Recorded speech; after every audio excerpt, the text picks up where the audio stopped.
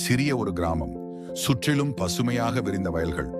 அந்த கிராமத்தில் இருந்தான் ஒரு சிறுவன், கிரண். அவன் கனவுகள் வானத்தை விட பெரியது.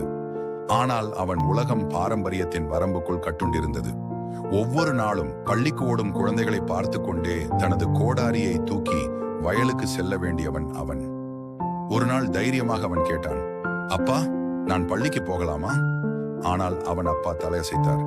புத்தகங்கள் வயிற்றை நிரப்பாது மகனே, இந்த நிலமே நம்மை வாழ வைக்கும். ஆனால் அவன் அம்மா அவன் கனவுகளை நம்பினார்.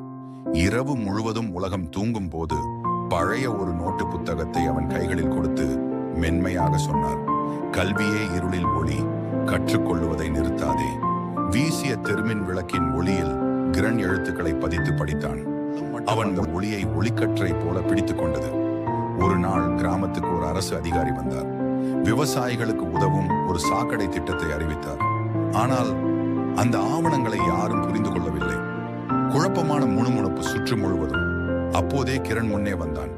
நான் உதவலாம். கிராம மக்கள் ஆச்சரியமாக அவனை பார்த்து, ஏனெனில் பள்ளிக்கே செல்ல அனுமதி இல்லாத இந்த சிறுவன் எல்லாவற்றையும் தெளிவாக விளக்கியான். அதிகாரி கவனமாக கேட்டார், நீ மிகவும் புத்திசாலி மகனே, உன் பேர் என்ன? கிரண் தன்னம்பிக்கையுடன் சொன்னான், கிரண். ஐயா. அதிகாரி புன்னகைத்தார்.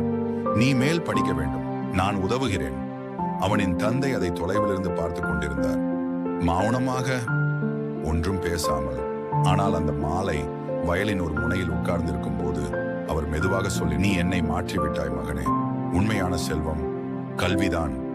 ஆண்டுகள் கழிந்த பின் கிரண் மீண்டும் கிராமத்திற்கு திரும்பினான். இந்த முறை ஒரு விவசாயியாக, ஒரு பொறியாளராக.